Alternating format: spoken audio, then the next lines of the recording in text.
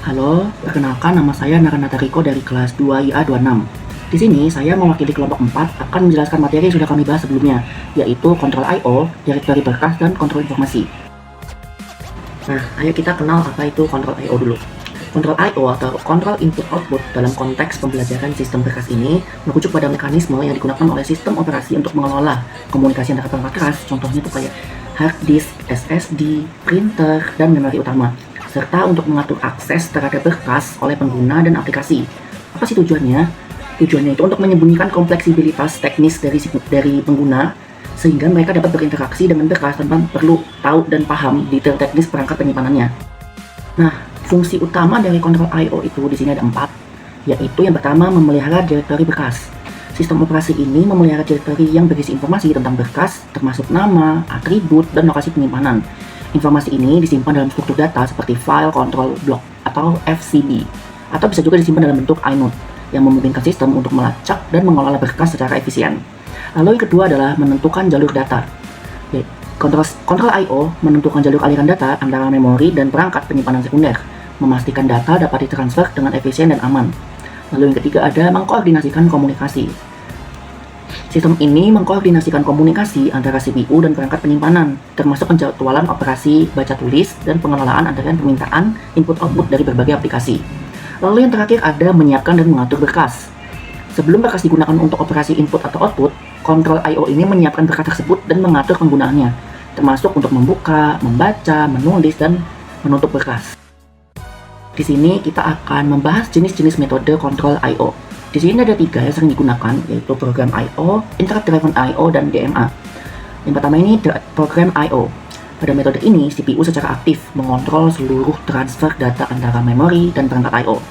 CPU akan terus-menerus memeriksa status perangkat untuk mengetahui nih, apakah perangkat siap melakukan operasi input-output. Hal ini menyebabkan CPU harus menunggu hingga perangkatnya siap dulu, yang dapat mengakibatkan pemborosan waktu pada CPU. Apalagi jika perangkat I/O-nya ini bekerjanya lebih lambat daripada CPU-nya. Terus apa sih kelebihan dan kekurangan pada metode ini? Kelebihan yang pertama itu implementasinya yang mudah, karena tidak menggunakan mekanisme penanganan interupsi atau perangkat keras tambahan, kayak DMA controller, dan juga cocok untuk sistem sederhana atau microcontroller. Lalu yang kedua ada mempermudah debugging. CPU ini kan memiliki kendali penuh ya atas operasi I/O dengan metode ini, jadi memungkinkan debugging yang lebih mudah karena alur program yang lebih deterministik. Lalu kekurangan yang pertama yaitu mengurangi efisiensi CPU. Seperti saya sudah bilang tadi, CPU-nya menghabiskan banyak waktu untuk polling, yaitu mengecek perangkat input-output terus-menerus, padahal perangkat I/O biasanya kan lambat. Lalu yang terakhir adalah waktu tunggu tinggi. CPU harus menunggu perangkat selesai dulu, baru bisa berjalan. Sistem bisa menjadi lamban karena perangkat I/O-nya nggak responsif. Lalu yang kedua ada interrupt driven I/O. Metode ini memungkinkan perangkat I/O untuk mengirimkan sinyal interupsi ke CPU ketika siap melakukan transfer data. Dengan demikian, CPU tidak perlu terus-menerus memeriksa status perangkat nih, melainkan dapat melanjutkan tugas lain terlebih dahulu dan saat perangkat I/O-nya ini mengirim sinyal ke CPU akan memberhentikan dulu kerjaan dia dan akan merespon perangkat I/O-nya. Setelah selesai, baru CPU-nya akan melanjutkan tugasnya kembali. Lalu apa kelebihannya dari metode ini? Kelebihan yang pertama yaitu mendukung multitasking. CPU bisa mengerjakan proses lain sembari menunggu sinyal interupsi. Nah, sistem ini cocok untuk sistem multitasking yang melayani banyak proses. Lalu efisiensi CPU-nya meningkat. CPU tidak perlu lagi nih melakukan polling terus-menerus, melainkan akan diberitahu oleh perangkat I/O ketika siap dan bisa mengurangi idle time. Kekurangannya ada 2. Kekurangannya bisa terjadi overhead system. Terlalu banyak interupsi bisa menimbulkan overhead karena CPU terlalu sering harus berpindah konteks untuk menangani interupsi. Lalu implementasinya terlalu kompleks. Diperlukan manajemen interupsi seperti interrupt vector, interrupt handler, dan sistem prioritas interupsi yang rumit. Lalu kita masuk ke metode kontrol yang ketiga, yaitu direct memory access atau bisa kita singkat DMA. DMA ini memungkinkan transfer data langsung antara perangkat input-output dan memori utama tanpa keterlibatan langsung CPU. DMA controller akan mengambil alih bus system untuk mentransfer data, sementara CPU dapat melanjutkan tugas lainnya. Setelah transfernya selesai, DMA controller akan mengirimkan interupsi ke CPU untuk memberitahukan bahwa transfer telah selesai. Nah, apa kelebihannya? Kelebihan yang pertama, transfer data sangat efisien. karena DMA controllernya dapat menangani transfer data langsung antara perangkat dan memori, sehingga CPU-nya masih bisa terus melanjutkan pekerjaan yang lain. Dan mengurangi beban CPU. CPU hanya dilibatkan ketika DMA-nya selesai, sehingga lebih fokus pada pemrosesan logika aplikasi. Lalu kinerja sistemnya bisa tinggi nih, karena bisa melakukan banyak transfer data besar seperti hard disk, kartu grafis, dan jaringan. Lalu kekurangannya apa? Di sini manajemen memori lebih rumit, karena DMA bisa mengakses memori utama secara langsung, sehingga harus ada mekanisme pengamanan agar tidak terjadi konflik data atau korupsi memori. Lalu dia membutuhkan perangkat keras tambahan, contohnya itu DMA controller, dan menambah kompleksibilitas sistem dan biaya. Lalu kita masuk ke persyaratan pada kontrol I/O. Di sini ada 8, mari kita bahas satu-satu. Yang pertama adalah memelihara direktori dan informasi berkas. Sistem operasi ini harus mampu memelihara direktori yang berisi informasi tentang berkas, termasuk nama, atribut, dan lokasi penyimpanan. Informasi ini disimpan dalam struktur data, contohnya kayak yang tadi saya bilang, FCB dan inode, yang memungkinkan sistem untuk melacak dan mengelola berkas lebih efisien. Lalu yang kedua adalah menentukan jalur aliran data. Kontrol I/O harus menentukan jalur aliran data antara memori utama dan perangkat penyimpanan sekunder. Hal ini agar memastikan bahwa data dapat ditransfer dengan efisien, aman antara CPU dan perangkat I/O. Lalu yang ketiga ada mengkoordinasikan komunikasi. Sistem kontrol I/O harus mampu mengkoordinasikan komunikasi antara CPU dan perangkat I/O, termasuk penjadwalan operasi baca tulis dan pengelolaan antrian permintaan I/O dari berbagai aplikasi. Lalu yang keempat ada menyiapkan dan mengatur berkas.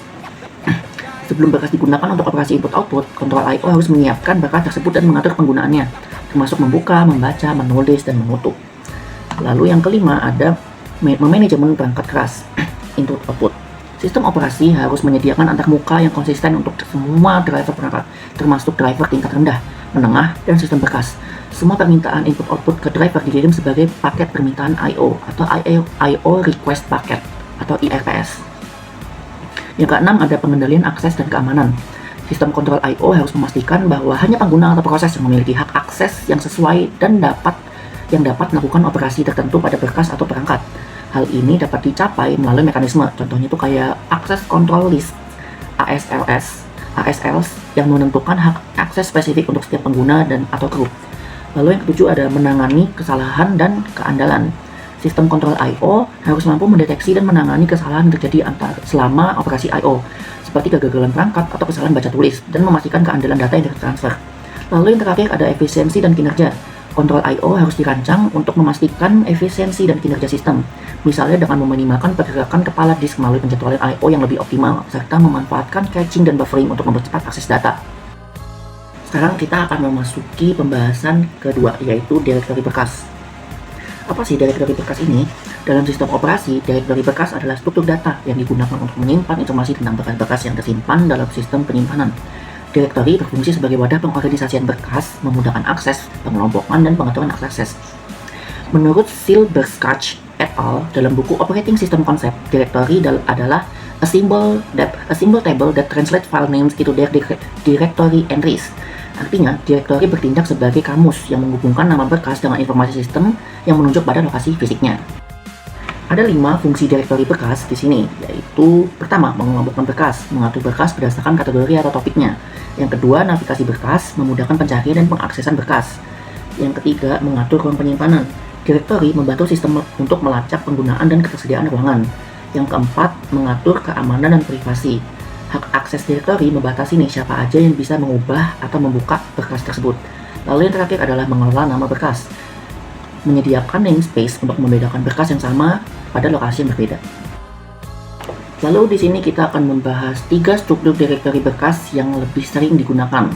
Yang pertama ada single level directory, yaitu semua berkas berada dalam satu direktori. Apa kelebihannya? Kelebihannya diimplementasikannya lebih mudah, dan kekurangannya tidak mendukung banyak pengguna atau proyek.